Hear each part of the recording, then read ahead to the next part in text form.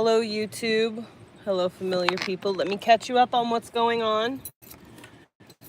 Josh gave me the MacBook.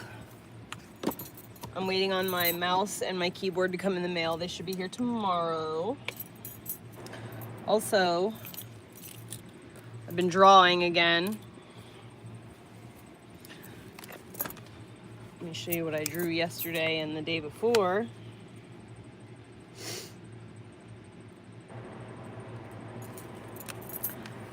I drew meat.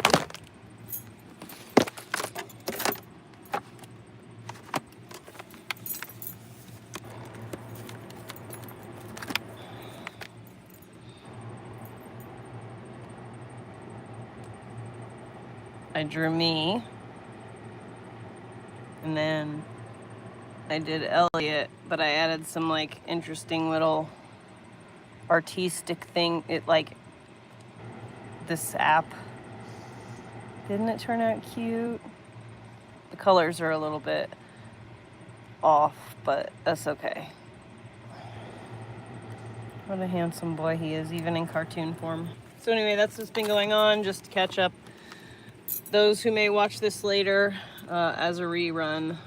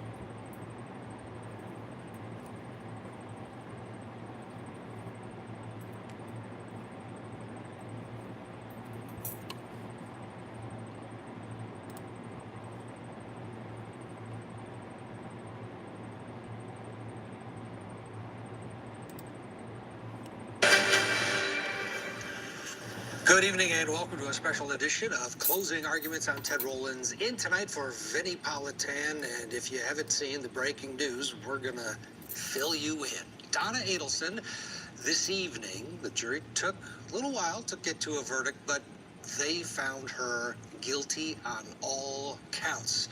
They were in the courtroom past 7 o'clock at night. Almost 8 o'clock when the verdict came in. If you missed it, it's something else. You've got to hear, but also see the reaction of the defendant as Judge Everett read the guilty verdicts.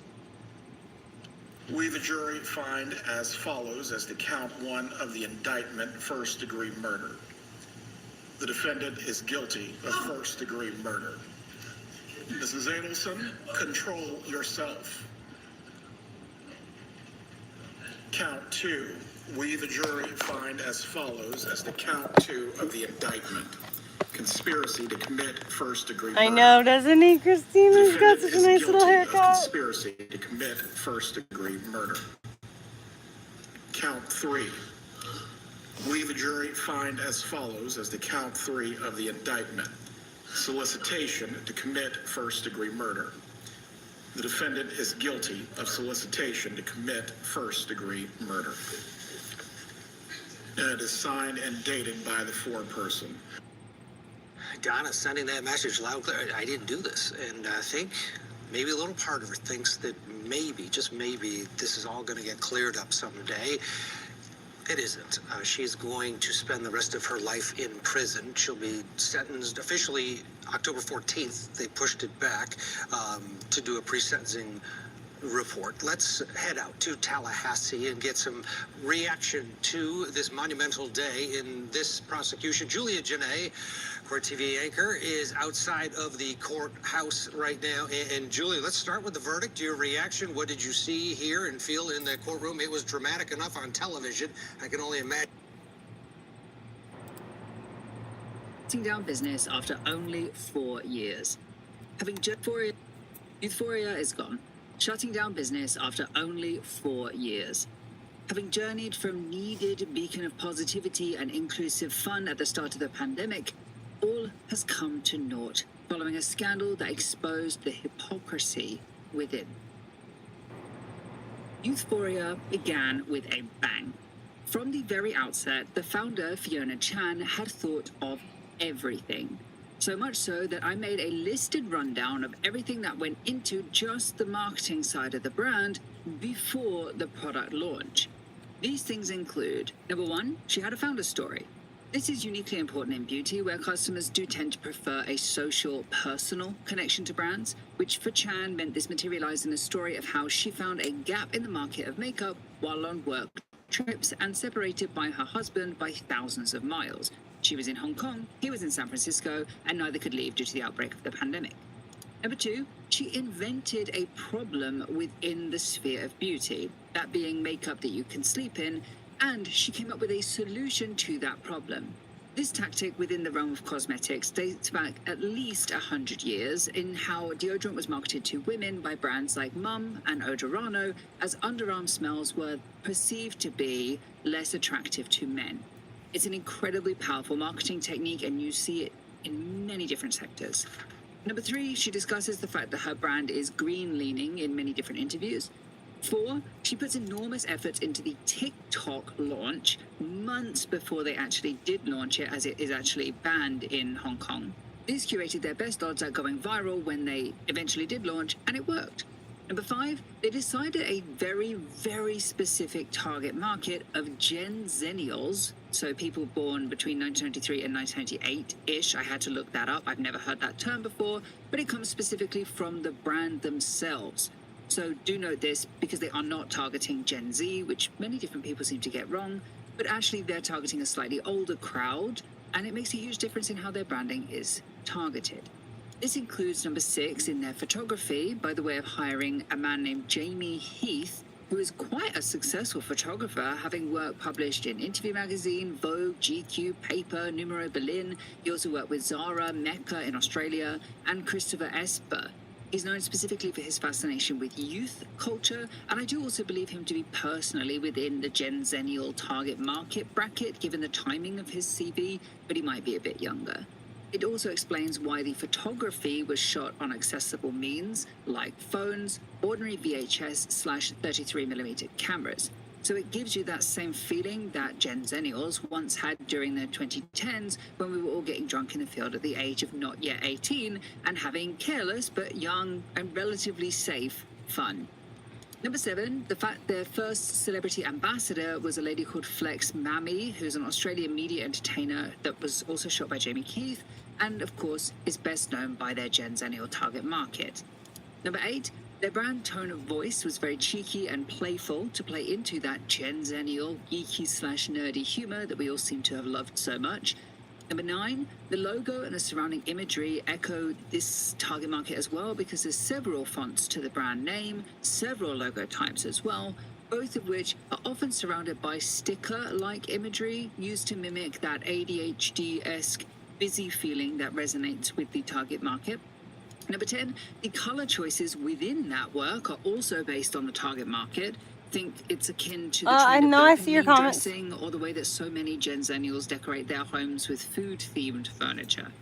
Number 11, the product packaging was designed to be similarly playful and fun. It was done by a Sydney-based firm, Universal weird. Favorite, who designed magnetic stackable bases that inspired a collector mentality and also a sense of play within the product. These were then developed on with a company called 32D2 to make those assets that you've probably seen on social media that show off that stackable feature in their marketing. It's like a double whammy. And number 12, the website was also custom built to focus on the emoticon happy vibrance of the Internet Explorers of the 90s. All of this is all before we've begun to talk about things like product or place or price. Also, all before we've discussed the fact that she self-funded all of this. I can't even begin to imagine how much of her personal money went into this. I just boggle at that. By which I mean to say, the emphasis and clearly the spend on promotion alone was ridiculously heavy. It was quite literally Glossier at the height of its popularity right out the bag for a slightly younger market. And that is brilliant for a powerful launch. Within literally the same year as launch, they had articles from places like Nylon, Coverture, WWD, Beauty Independent.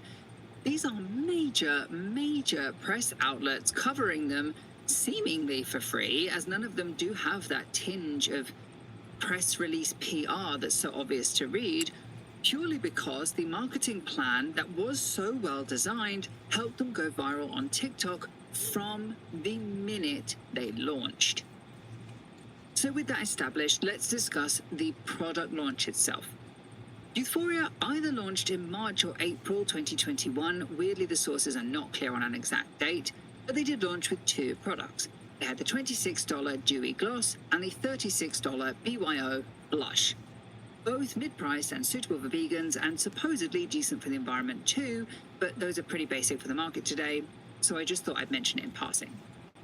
Of these two products, it was the BYO Blush that caught the internet's attention first as the first ever color-changing blush that reacts to your skin tone. Of course, that's not true. It's far from the world's first color-changing blush. Even Smashbox, who I have a video on, had their own one in 2008 called the O-Glow Intuitive Cheek Color.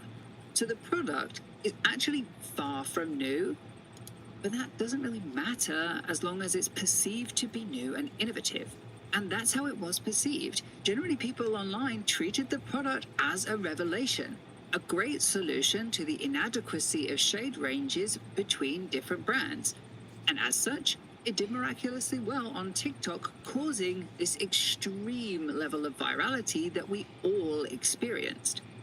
Another part of this was the sales tactic of makeup you can sleep in, which was their wildly successful marketing tagline that I feel I need to return to in discussing their product launch, because there seems to be a belief that Youthforia's makeup, because of this tagline, was different. And it wasn't really. It was unfragranced, non-alcoholic, and plant oil-based, which meant that it was sufficiently gentle that you could sleep in it with less issues than older makeup. However, generally because of consumer demand, blush had been going this way anyway, without other brands suggesting to sleep in the formulas, because while you can sleep in it, it's not advised.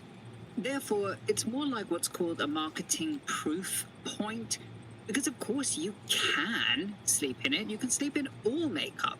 That's the proof that the product works as they tell you it should. But is it advised? No, there's not any scientific evidence that it's good to sleep in Youthforia makeup. And if you look at the phrasings that she was using at this time, for example, quote, Youthforia was born with the mission of making makeup so good that you could sleep in it and have better, not worse, skin in the morning. You begin to realize that this is far more about marketing than it is about the actual claim. And that's the brilliance of it. Chan identified a problem and used marketing to solve it. It's the same as Glossier, the same as Too Faced, the same as Mom and Odorano from 100 years before with the deodorant that I mentioned. There is not actually any proof that these products will do anything for your skin positively. She's just semi-claiming it. She's getting around the wordplay just enough that she can't get sued if somebody has an allergic reaction like the beauty editor from BuzzFeed did. But as a marketing tactic, that's kind of the brilliance of it.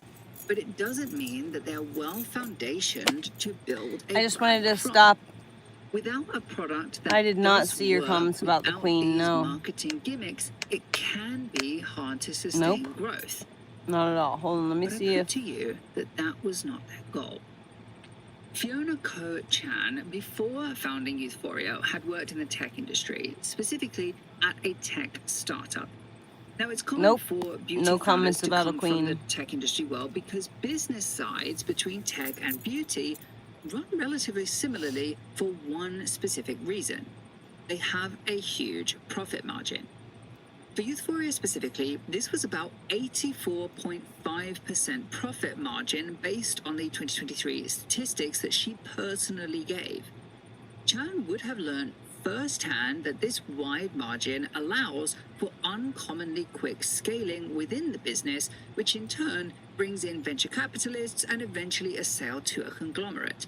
It feeds itself in that sense. Of course, this is my speculation, but I do believe this to have been the goal of the company from the outset, as opposed to making makeup products that are truly innovative for the market. My reasonings for this are the heavy focus on marketing, the reframing of an existing product, and her background in tech, and to a lesser degree, her background at Dartmouth University, as well as the fact that she was already doing interviews with venture capitalist targeted media outlets within the same year as launch, including the quote that I read to you earlier. Now, this is not a criticism. However, I do think that that was their fundamental flaw as a business. Because as they continue to grow over 2022, they were always hinged on that one I don't see hope any that they would comments sustain about a this queen or anything about a incredible queen. visibility long enough for a buyout. This brings us to 2023, when Chan famously was received on Shark Tank. I actually think they probably invited Chan on the show because I know that both the American version and the UK version of the show, Dragon's Den, both do this for brands that are coming up on social media, just to help with exposure for their own show. But Chan actually did find investment here. She gave an 8% equity to Mark Cuban for an investment of $400,000 US. Now, Mark Cuban doesn't have a background in makeup as well, nor do I believe that he has much personal makeup experience, so make of that what you will. But actually, I don't think that's where I see the issue in this. In fact, I don't really see an issue at all. You see, Youthforia was profitable by this point. They had $2 million in sales by only her second year. She also claimed they were without debt, they were selling online D2C as well as through Amazon, and they had brick-and-mortar locations in 400. All right, I'm gonna go to bed for real. I just popped on here because I haven't been on YouTube in a few days, and I wanted to like put something down. You know what I mean? Contributed to a 200% Oh, my feet feel so soft. I've been taking baths like every day, and so I've been soaking my feet and scrubbing them with washcloths. They're like literally like so soft. Expansion, which I used that baby feet stuff a while ago. It's crazy. I do not believe it to be this one. Secondly, That's it could so be to fund an expansion into a weird. new product Send me a category, private which is message on exactly what TikTok. she did, so that's guaranteed. Third, it could be an investment to scale the quantity of products that she already has in order to meet demand of going viral all the time. And lastly, but most importantly, Whatever it is, they don't want you talking about it. Business a valuation. So she's initially asked Okay, for I'm gonna look it up. 5% stake for $400,000. All right, I love you guys. Which would have valued the business. I'll at look about up $8 Romana million. Didulo. Not bad